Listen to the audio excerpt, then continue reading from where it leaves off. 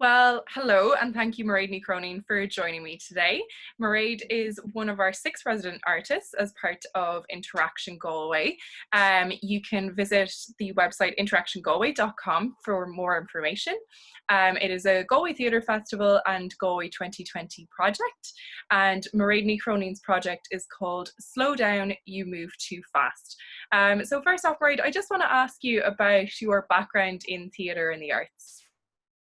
Yeah, so I suppose my background in theatre and the arts, I'm from Galway originally, and I would have grown up, I suppose, with Mockness and the Arts Festival and things like that. But I first started getting involved professionally in the arts. I went away to college in Glasgow and then I came back.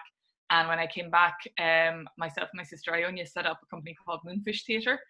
And we've been on the go since then. That was 2006. So we've been on the go a good few times. I think it's 2006, yeah, it was. And we work as an ensemble, and that's very much kind of, I suppose, what you would think about in terms of traditional theatre in the sense of on-stage theatre. Not traditional in the sense that we use play scripts. We often devise work as an ensemble. But I suppose in terms of where we've staged the work, it's very, very much been in the theatre space. But I think I've always had a real interest in technology, going back to when I was young and learned a bit of coding from my mom and played a lot of computer games, adventure computer games. And so that has kind of always found its way. And I think my sister as well, and my other sister, Sarika, who's kind of joined us on the Moonfish team, that's found its way into kind of how we make work in Moonfish in terms of we often bring the technology on stage so that the audience can see things like, you know, how we're creating sound. If we're using Foley sound, they can see me at the side of the stage, like doing the Foley sound. Or if there was projection, or in one of our shows, we used kind of live writing that was projected and that I was doing on a tablet. So there's always been kind of an element of using technology, but also kind of demystifying the technology as part of theatre, which I think theatre does really well, and that is quite hard to do in mediums like film, because in film, the technology is the medium, you know, whereas with theatre you have the live aspect of it, and then you have the technology within that, and it allows you to kind of maybe show people what the technology is achieving, but then also how it's doing that. And so there's a nice kind of juxtaposition, because the audience can kind of see, you know, what their imagination, the work their imagination is doing, as well as the work the technology is doing. Mm-hmm. So then I went on to do a PhD. I was always kind of interested in pervasive and interactive technologies, and I went on to do a PhD in that, and how those technologies were being used in theatre performances, or by, I suppose, theatre artists, and looking at especially kind of mobile devices, and the fact that there's so many sensors built into our mobile devices these days that they allow us to kind of walk around the world with a lot of computing power kind of attached to us at all times, and that kind of, and a lot of media playing power, and that really opens up kind of a new kind of landscape in terms of performance, and where performance happens, and who is the performer, because a lot of these kind of works turn the participant kind of into the performer, and you're kind of performing for yourself a lot of the time. So you're kind of discovering a lot about your own self and your environment, and maybe there isn't an audience specifically watching you, but you're kind of watching yourself. And that's an interesting kind of dynamic that I think, so in my own individual practice and with the work that I've done with InterAction, that's kind of what I've been exploring more and more. Mm-hmm. So I guess that leads me to my next question. Tell me a little bit about your work, Slow Down, You Move Too Fast. So Slow Down, You Move Too Fast is eventually going to end up, so what I love about working with the InterAction project is that it is a laboratory, and the idea that you're kind of developing the work. So, and it's allowed me to kind of develop the work in 2 different paths. So ultimately the work will be a piece of interactive technology, I hope, where you have sensors on you as a participant that detect how fast or slow you're moving. And depending on how fast or slow you're moving, the media that you're hearing, or the sound that you're hearing, changes. So that the computing power is kind of, you can basically only tune into certain things if you manage to walk slow enough. So that's kind of where the technology side of things comes in. And I think it kind of opens up a really interesting dynamic around people kind of discovering just how slow they can walk, and maybe discovering along the way kind of what they can unlock or explore in terms of the media by walking really slowly. So that's the kind of, I suppose, the challenge that the technology kind of sets up. But for this stage of the InterAction project, I've kind of divided that eventual project into two sides. One of which is kind of the track that people can experience, which is at the moment an MP3 track. So it's very simple technology. And that's one of the interesting things about, I think, about the work that I do. It happens on location a lot of the time. So it's not screen based, it's very much audio based. And the idea is that people listen to it, and they listen to it as they're experiencing a dynamic environment around them. So with this, the idea is that someone would download the track or listen to the track, stream it online as they go for a walk. And the track has different instructions and asks them to slow down at certain stages. And then in slowing down, they hear different rhythms, different cycles of time. So it's kind of a meditative experience. And it's very much exploring the idea of what happens when we physically slow down. Does that have an effect on our mental thought processes, and also on the extent to which we kind of tune into our environment and notice maybe small changes or small elements of our environment that we just kind of don't have the time to focus on if we're kind of walking past, even if we're walking in a brisk walking space or whatever that is.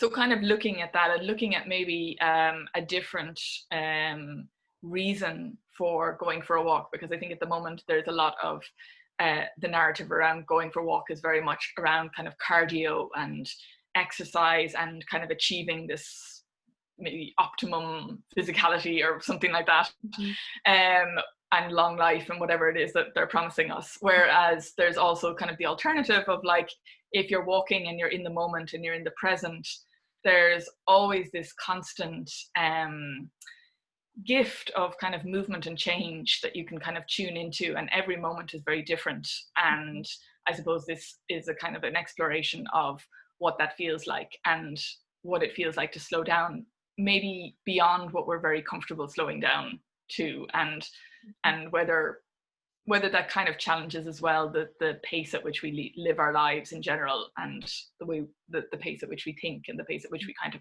try to achieve things and stuff like that. So that's the MP3 track, which is kind of the content. And then the workshop is looking more at the technology side, which hopefully will become a bigger part of the project as it goes forward. So you gave a workshop today. I attended it, and it was a very, very interesting look at kind of wearable technologies and sensors and all that kind of stuff. So can you just give a little brief summary of what that was? And it will be available on InterAction's YouTube pretty shortly. Yeah, so basically what I was looking at, I was trying to give people a kind of a bird's eye view. I'm not a coder, even though I have somewhat of a background in kind of programming a little bit, but I'm kind of like a pseudo coder, like a wannabe coder who's married to an actual programmer. So that kind of helps me along. Ideal. So I kind of bluff my way through. But I suppose what's interesting for me is kind of coming at code and programming and technology as an artist, and that kind of maybe tension when you're not used to, as a theatre artist, you're very used to working with physical objects, you're very used to working with liveness, and you're very used to working with kind of physical space and bodies and things like that. And digital technology is tricky because it kind of often moves that kind of thing into a virtual realm, which is often within a screen. And so I was trying to explore some of the technologies that I find kind of particularly interesting as a theatre artist, which don't do that, which actually allow you to create interactions, and they're digital interactions, but they involve something happening in the real world. And they involve something happening in the real world on both ends of the conversation. So basically what I'm demoing in my workshop is the idea that if I move my hand up and down, I can change the flickering of fairy lights on a tree. So I'm just, and that kind of interaction is, I think, really interesting, because you can tell a whole story around that interaction in an immersive and interactive theatre performance, which can be really interesting, I think, because it can be really interesting as a participant if you have that technology on your body, and suddenly by moving your body in a particular way, things change around you in the environment. And I think that that's a really powerful source of kind of a sense of interconnection. Mm-hmm. And I suppose what in the workshop I'm kind of talking about kind of the practical side of things in terms of how to make that happen, and looking at things like Arduino microcontrollers and sensors and actuators, and looking at that particular project as an example and breaking it down for people, hopefully clearly. I'm not sure. No, it is really, really excellent. Hopefully it's clear. Yeah, no, and I highly recommend people to go and do that. But I guess that kind of leads me to my final question then. What has it been like kind of participating in InterAction, creating this digital work, and creating work especially during this time, which is during COVID-19? Well, I think it's funny because, as you know, InterAction has been around for a long time in development, and I was kind of one of the original artists who proposed it to Galway 2020 and to the Theatre Festival, and that was, back in 2016. Was it 2016? Yeah, it's 2016. So it's kind of funny that, events have kind of caught up with us in a way. And I think it's been great. Like, I've really enjoyed, I feel really lucky that I was kind of involved in a project, anyway, so it kind of didn't lose work. And I think the Theatre Festival pivoted really quickly and really well towards making it a completely online experience. And I think that was very clear for the audience and communicated really well. And I think and communicated to the artists really well. And I think, so that was great. And I really enjoyed, it's funny because I've been involved in the Theatre Festival, and I've been involved in a few theatre festivals, and you often find that, you're so busy making your own work that you never get to see anybody else's work, especially if you're on the second week.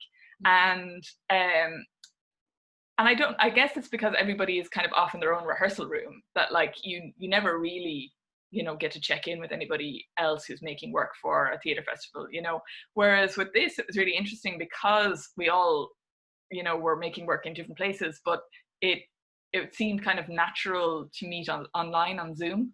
Mm-hmm. And I think we had kind of daily Zoom briefings or chats, and people kind of came in and out depending on what their workload was like. But I really enjoyed it, and I found that there was more connection. I had more connection with the artists involved in InterAction than I'd had with artists involved in the Theatre Festival, and that was really interesting for me. And I think I'd definitely recommend it as a kind of a mode of engagement for artists in the future, because I think it's just really, maybe it wouldn't work with a huge group, but I think it's really nice to kind of hear what people are talking about and kind of throw ideas around. And people have kind of ended up sending me links. They know what my show is about, or people were kind of saying, oh, you should check this person out, or you should check this person out, and that's really handy, especially also because InterAction was designed as a lab, and so there wasn't a lot of pressure on us to have final productions ready. So you're kind of constantly in development, and so it's really handy at this stage to be in conversation with people and to have that kind of input and to be pointed in different directions. Mm-hmm. So I think it was really great. And I suppose, in terms of creating the work that I created in terms of COVID-19, it's funny because you kind of put it out into the ether, and then it's very different from a theatre performance because you don't really know if anyone has downloaded it or what people are doing. So that is always, I've had experience of making these kind of works before, and that is always the kind of the nerve-wracking point of everything, is you've got it out there and now you're wondering, does anybody even know it's out there, or are people having technical difficulties? I don't know. I can't go with them. I can't help them, so you just have to let go. And I suppose, there was a few kind of things around kind of ordering components, and we made a kind of a last minute dash out to a storage facility to get soldering irons and things like that I might have been easier to get a handle on. But in general, I think I've been really lucky to be able to kind of make a work that is actually really suitable to these times. Mm-hmm. And hopefully kind of sits well with these times in terms of people, maybe hopefully some people anyway, having a bit more time to think about that was then and this is now and this is going to be the future, and how you know, what pace are we going to live at? And maybe, you know, a 4-day week, as they're kind of saying in New Zealand, is a good idea. And maybe it is a good idea for just everybody to slow down and have a bit more time and, you know, think about things a bit more. So hopefully the work has a little bit of resonance in that sense as well. Well, thank you so much. So this is Máiréad Ní Chróinín with her work in progress, Slow Down, You Move Too Fast. It will be, the MP3 will be available on interactiongalway.com for a few more days at least. And there's also a link to a feedback form. There will also be a feedback Zoom taking place on Sunday at 3 p.m. this coming Sunday. So we would love to see anyone, if they have downloaded the MP3 and interacted with it, to please come and give some feedback. We'd love to hear from you. And Máiréad will also be on our panel discussion at 6 p.m. on Sunday, just chatting a little bit more about her work and her experience. Thank you so much, Máiréad, and I look forward to working with you in the future. Thanks a million, Jane.